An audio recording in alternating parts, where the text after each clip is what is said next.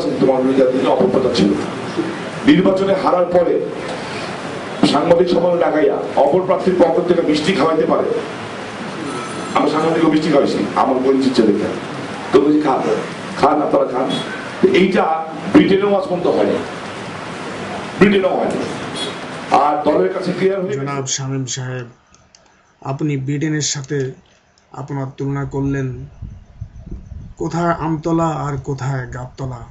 ব্রিটেনে মিষ্টি খাওয়ানোর দরকার পড়ে না শামীম সাহেব, সেখানে আপনার মতো সন্ত্রাসী চামচার ঠাঁই নেই। ব্রিটেনে আপনার মতো ওরা বোমা মেরে কেন্দ্র উড়িয়ে ভোট চুরি করে সাংসদ বনে যান না, ওখানে হরতালে ভাঙচুর আর টেন্ডারবাজি করে। সাজেশন দিচ্ছি, দেখো আগামীতে তোমার মধ্যে একটা অপপ্রচার হচ্ছে, তুমি বিএনপি জামাতের লোক বহাই দিয়ে ভোটার দিচ্ছে। যাই হোক, এই মিথ্যাটা আমি প্রচার করছি যে তুমি বিএনপি জামাতের লোক, কারণ মিথ্যা তো মিথ্যাই, এটা এখন তো মিথ্যা প্রমাণ করতে হবে না। জনাব শামীম সাহেব, মিথ্যা বলে জনগণের সামনে স্বীকার করতে আপনার কি একটু লজ্জা বোধ হচ্ছে না? এটা তো মিথ্যা প্রমাণ করতে হবে। মিথ্যা প্রমাণ করতে হলে কি করতে হবে?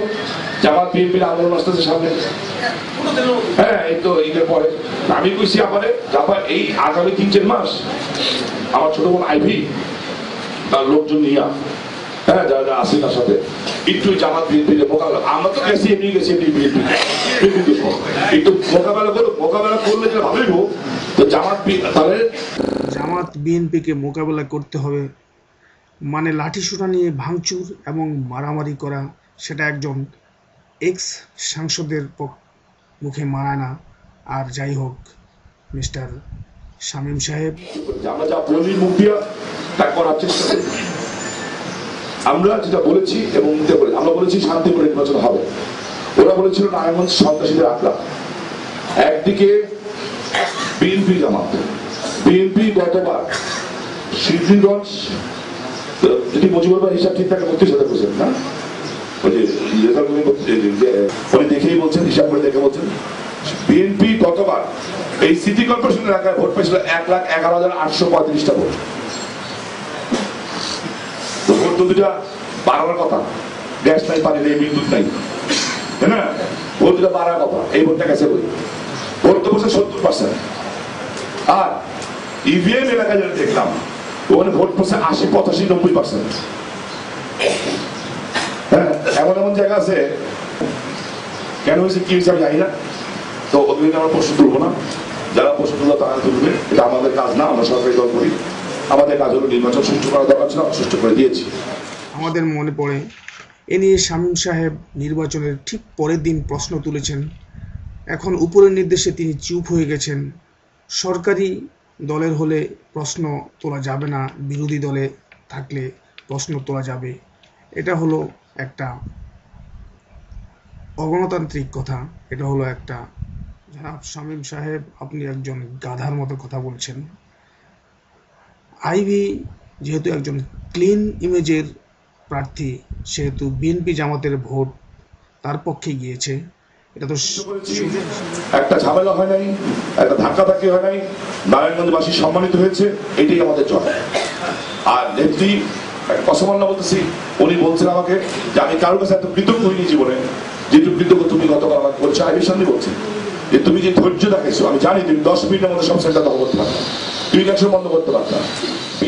হাসিনা যদি সত্যি এই কথা বলে থাকেন তাহলে বলবো, হাসিনা নিজেই জানেন শামীম একজন সন্ত্রাসী। সন্ত্রাসী না হলে কে কেন্দ্র দখল করবে? শামীম নিজেই প্রমাণ করলো সে একজন সন্ত্রাসী। পরোক্ষভাবে শামীমকে সমর্থন দিয়ে আসলে হাসিনা সমর্থন দিল একজন সন্ত্রাসীকেই। এটা আমাদের আজ দেশবাসীর সবার জানা হয়ে গেছে। আমার সঙ্গে আমি বললাম আপা ওই যে 2 ঠ্যাং কবরে গেছে, মুসা মুসা নাম গেলে মুসা। এখন তো বেচারি গো মন খারাপ, গ্রুপ ভাবছিল আইভি তো নেত্রীর কাছে যাবে না, শামীম ওসমান বলদ না, বুদ্ধি রাখি, এর লেগেই ধন্যবাদ জানাইছি। নেত্রী পর্যন্ত চলে গেছে। এই 2 দিন পর দেখবেন এই পত্রিকা আবার কি লেখা শুরু করে আমার বইটার কি যে খেলা খেলো। প্রজেক্ট তো করছিল অন্যরা, প্রজেক্ট হয়ে গেছে অন্যরা। আর নির্বাচন কমিশন নির্বাচনের আগের দিন কয় এভাবে দুইটা ফাইল লেখা কয়, একজনের নামে এতগুলি মামলা, একজনের মামলা নাই, এটিতেই বোঝা যায় কে ভালো কে খারাপ। আর বাকি আছে কি? আমি শুধু কথা বলছি, আমার বলে ইলেকশনের পরে আমার বাতিল করে দিবে, সব করে জবাব কিন্তু আমি ইচ্ছে হলে এখন নিতে পারি, সেটাও নিতে পারতাম না। কেন? ওই যে বলছি, হাত পা বাইন্ধা আমাকে, আর কপাল আমার খারাপ কিংবা ভালো বলবো, আমি বলবো আলহামদুলিল্লাহ, যা কিছু আল্লাহ রাব্বুল আলামিন করে নিশ্চয়ই একটু ভালো আছে। এর আমি আমার একটা সেকেন্ডে লেগে আল্লাহর কসম খেয়ে বলেছি, আমার বাবার এই বাড়িতে বসবাস, আমার বাবার নাম, আমার এক সেকেন্ড লেগে। যারা কথায় কথায় কসম খায় তারা আসলে মুনাফিক। আল্লাহ মহম্মদ খায় করে থাকে এই লুচ্চা মুচ্চা রাজনীতি করতাম। আমি আপনার কাছে যে একে ওখানে সাংবাদিক তো ট্রেন করেছে যে আমি বলেছি যে নেক্সট জেনারেশন কি আপনার পর রাজনীতি ধরবে কে? যদি আপনার রক্তের উত্তরাধিকারী রাজনীতি ধরে তো আসি না নাইকা। যদি আপনার রক্তের উত্তরাধিকারী, আমরা চাই যে জয় এসে রাজনীতি ধরুক, আদানি আনাপা ধরুক, যেই ধরুক ধরুক, ববি ধরুক, তার পরিবারের সদস্য থাকতে হবে। আমাকে না অনেক হয়েছে আন্নার সামনে আন্না, আর আপনি লক্ষ লক্ষ কর্মী কাগজে ছেড়ে দিবেন এ পথে যাকে লোক বিএনপির আর কথাবার্তা কর্মী অমিল নাই, আপনি নাই দেশে খেলে দিল, নেত্রী নাই দেশে খেলা খেলে দিছে, এগুলো তো অনির্বাণ দেশিত থাকা ভূমিকা। সো এগুলি বলে আপনি শামীম, আপনি গণতান্ত্রিক দেশে রাজতন্ত্রের কথা বলছেন, আপনাদের মতো চামচারাই এদেশে গণতন্ত্রের পথে প্রধান বাধা। এটা কি হাসিনার বাপের দেশ নাকি যে শুধু তার পরিবারের লোকরাই ক্ষমতায় আসবে? এদেশ আমরা সবাই মিলে স্বাধীন করেছি, আমাদের সবার অধিকার আছে এদেশ চালাবার। এই সমস্ত ব্যাপার আমরা পরে কথা বলবো। আর হুমকি ধুমকি যদি কোনো জায়গায় দিয়ে থাকে, হ্যাঁ তাহলে আমার একটু জানাইবেন, আপনাকে কিছু করতে দেবো না, তাকেও আপনারা জানাই দিবেন যে আমার হুমকি দেওয়ার 3 দিন পর্যন্ত মানুষের গরম খায়, 3 দিন পর্যন্ত মানুষের গরম খায়, পাস করার পরে 3 দিন পরে শান্ত হয়ে যাওয়া উচিত। হিসাবে শান্ত হওয়ার টাইম হয়েছে, এরপরে শান্ত না হয় তাহলে কোথাও যদি কোনো হুমকি দেয় তাহলে আমার একটু জানাইবেন। আমি হুমকির জবাব আপনাদের কেউ ঘরতে পারি দেবো না, রাতের বেলা ঘরে ঢুকে আমি হুমকির জবাব দিয়ে আসবো।